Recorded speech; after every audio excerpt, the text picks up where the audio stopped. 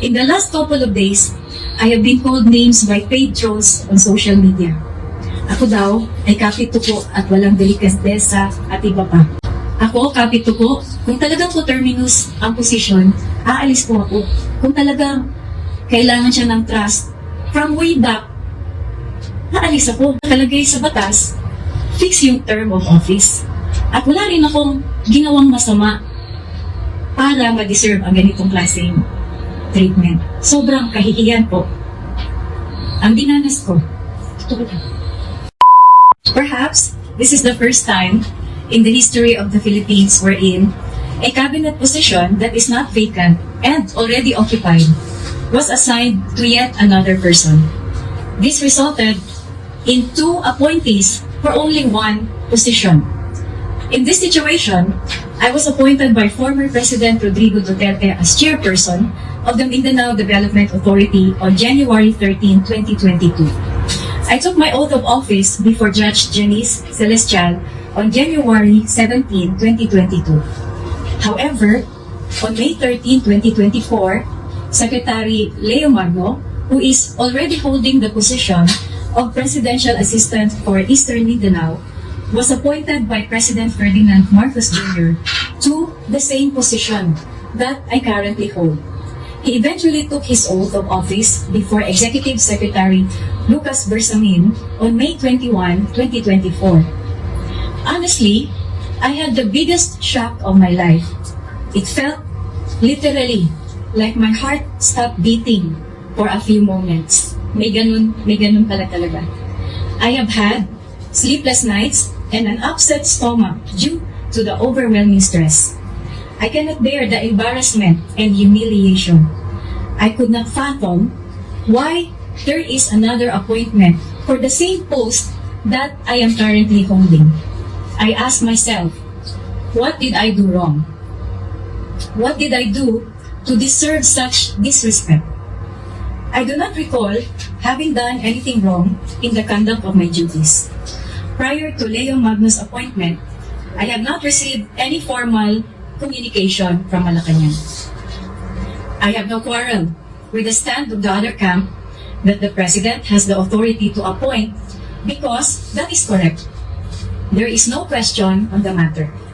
But regarding term of office and removal, we go back to the point that there is such a thing as Republic Act 9996 or the Mindanao Development Authority Act of 2010, Section 7, which explicitly states that the chairperson shall serve a term of 6 years from the date of his or her appointment unless removed for cause. I do not have any pending civil, administrative, or criminal case before the proper courts. I am also not convicted of any crime. Simply said, there is no prerequisite cause. I have not received even a single memo from Malacanang about any misconduct. The post is also not a position of trust in the sense that I do not keep confidential information to warrant such.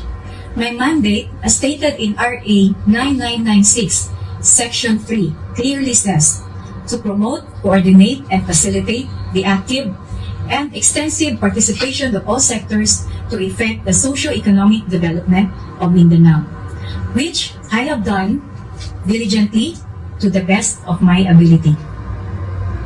My presence in Malacanang are only for special meetings wherein I represent Minda. I was never even called to a single regular cabinet meeting, but I regularly attend the NEDA board meetings because I am an ex-officio member. It is because of my post as NEDA chair. The continuity and stability of the integrated development of Mindanao is vital. That is why, from the Executive Order 512 series of 1992 establishing MEDCO, or Mindanao Economic Development Council, it has evolved into Republic Act 9996, creating the Mindanao Development Authority. Mahirap kasi pag executive order lang, so they made it into a Republic Act para magkaroon ng stability and continuity. This was because the legal luminaries of both lower and upper houses of Congress understood the clamor of Mindanaoans to finally be acknowledged in our national affairs. In Section 2 of RA 9996, these valiant lawmakers specifically constructed the words, ito po yung policy. It is hereby declared a policy of the state to accelerate the socio-economic growth of Mindanao, increase its trade, tourism, and investments, encourage private enterprise, and advancing efforts towards peace and development. Towards this end, an effective institutional mechanism shall be established to address the need for coordinated and integrated approach in the formulation and implementation of various Mindanao-wide or Mindanao-wide interregional development plans, programs, and projects. The office was institutionalized precisely to shield Minda from arbitrary movements and political whims, thus promoting consistency, regularity, sustainability. To reiterate, the term of the chairperson of Minda, in black and white, shall serve a term of 6 years from the date of his/her appointment unless removed for cause. Nakalagay po yan sa batas. What is happening now is a direct attack on my dignity as a person and as a public servant. I have dedicated 20 of the best years of my life to public service. For about 18 years, I have served Davao City as an elected councilor. For 2 years, 4 months, and up to this point, as the incumbent chairperson of Minda. In the past, I have also served as a broadcast journalist for ABS-CBN Davao, as a teacher of San Sebastian College, San Pedro College, Ateneo de Davao University, and as a senior lecturer on local governance course at the School of Management at the University of the Philippines, Mindanao.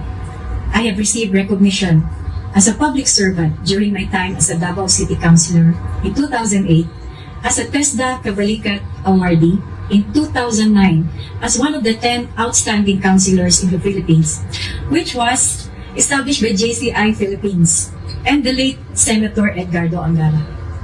I was an alumni of the U.S. State Department's International Visitor Leadership Program on Good Governance and Transparency. I was a champion of the Kaya Natin movement for good governance and ethical leadership. I was a national leader of the SHIP for Southeast Asian Youth Program in 2012. Likewise, I am one of the first of a few elected officials to be a career executive service eligible. Alam niyo po, hindi required sa mga elected officials na magkaroon ng CES or CES, CESE or CESO. Kasi political kasi. Pero, kumuha po ako ng CES eligibility because I wanted to give the best to my constituents at may further growth in the career. In 2019, in fact, I received the Career Executive Service Very Innovative Person Award from the Career Executive Service Board. To say that I feel so offended and so oppressed is an understatement.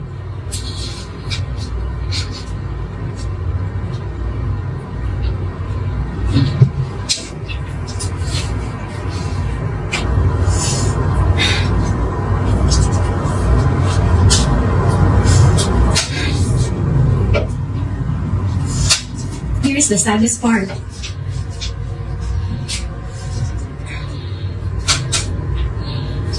Back in the 2022 presidential elections,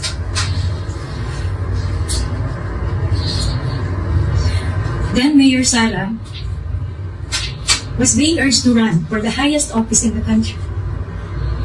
She topped all of the presidential candidate surveys. And yet, she ran for vice president instead.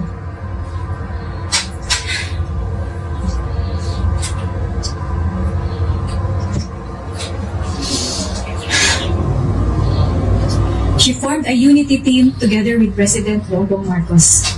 It was touted to be the dream team. Di po ba? Di ba yun ng PR? The dream team, Inday Sara and BBM. And in the campaign rallies, she would tell her supporters to not just vote for her, but also to vote for the president and all of the candidates of the unity team. And out of love and respect, we did as she requested.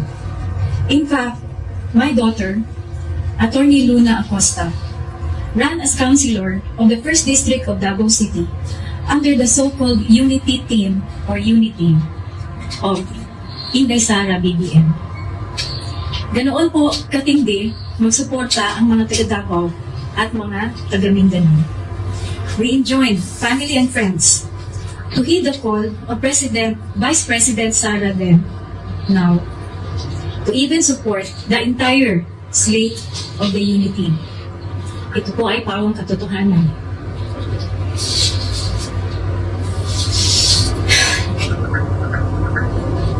And so it came to pass that Ferdinand Marcos Jr. won as president and Sara Duterte as vice president. I continued to serve under the Marcos administration as Secretary of MINDA. I would attend the NEDA board meetings in Malacanang, representing the MINDA board. I would be invited to occasions like welcome reception of heads of state, the launches of national programs, and other events that the President was attending. MINDA was invited to be part of the presidential entourage in state visits to Singapore, Malaysia, Indonesia, as the chairperson is also the Philippine signing minister for BIMP IAGA. As head of MINDA, I would always remind our staff to follow protocols and directives, such as the proper use of the Bagong Pilipinas logo, simultaneous posting of social media coverage of official presidential visits to other countries. I make it a point to regularly remind our staff to always include the direct quotations and videos of President Marcos in our briefers and audiovisual presentations to various stakeholders.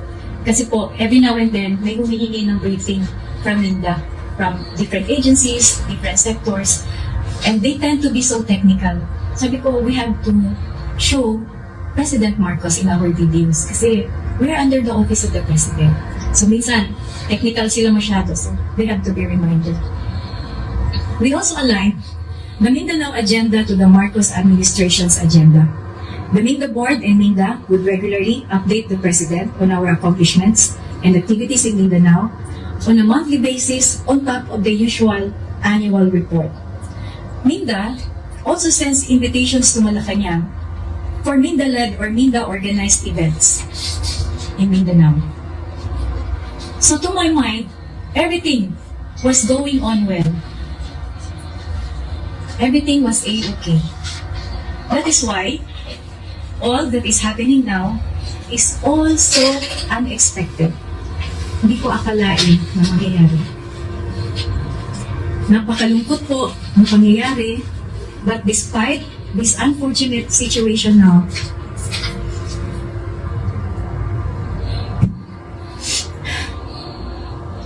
meron po tayong good news. I have the honor of sharing with you that the Commission on Audit has already transmitted the annual audit report of MINDA. For 2 consecutive years, calendar year 2022 and calendar year 2023, COA has rendered an unmodified opinion. In layman's terms, ito po yung highest rating ng COA. So, masaya po kami sa MINDA. Congratulations sa lahat ng mga taga-MINDA. Kasi hindi naman yan kaya ng isang tao lang o isang office, isang division. Our teamwork gave us all this significant achievement. With that said, the turn of events as they are unraveling right now is truly unfortunate. Now, I am constrained to seek legal remedy so as not to hinder the regular operations of this office. Siyempre, bawat opisina po, may mga bills na dapat given attention, financial obligations to be settled, salaries to be paid, decisions to be made, plans, programs, projects, policies, timelines to be crafted or implemented, items to be procured, etc. Marami pong dapat gawin. And all of these need the signature of the chairperson of MINDA. I have reminded the MINDA staff to stay the course. Huwag silang ma-anxious. Stay the course. Gawin lang yung trabaho. Manatiling matatag at magpatuloy. Actually, naaawa ko sa MINDA staff kasi naiipit sila sa ganito na situation. at baka mahirapan na silang mag-perform dahil disturb ang kanilang pag-iisip, no? Nahahati sila. The current situation should not get in the way of our work to promote, coordinate, facilitate the active and extensive participation of all sectors to effect the socio-economic development of Mindanao. RA 9996 mandate is clear as day. We will do our task as usual with the same passion and commitment. Our development stakeholders and partners expect nothing less. Yung trabaho po sa Minda, hindi nagagawa ng isang linggo o isang buwan. It's a long process of coordination, integration, several technical meetings bago ka pa man makabuo ng anong nararapat sa Mindanao. Mahabang proseso. In the last couple of days, I have been called names by paid trolls on social media. Ako daw ay kapito ko at walang delikadesa at iba pa. Klaro kaayo ng mga fake accounts. Gusto lang talaga manggulo. Di naman nila alam kung bakit may batas na nag-e-establish ng MINDA at kung bakit nakasaad ang term of office nito. Nilagay talaga in black and white. At ang mekanismo ng security of tenure. Nakalagay po talaga. Hindi po ako nagsisinungaling. You can look at the Republic Act. Ako, kapito po, kung talagang coterminous ang posisyon, aalis po ako. Kung talagang kailangan siya ng trust, from way back, aalis ako. Pero nakalagay sa batas, fix yung term of office. At wala rin akong ginawang masama para ma-deserve ang ganitong klaseng treatment. Sobrang kahihiyan po. Ang dinanas ko.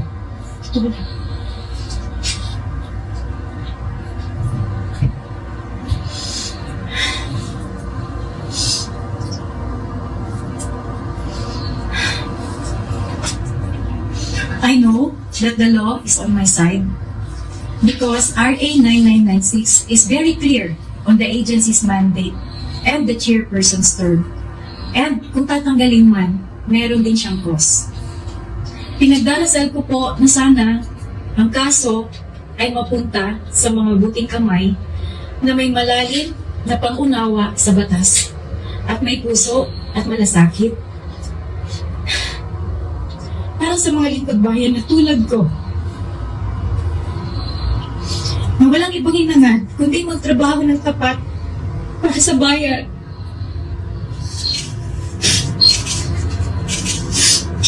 Sana, may pakita ng sitwasyon na ito ang totoong diwa ng bagong Pilipinas na ating hinahangad, kung saan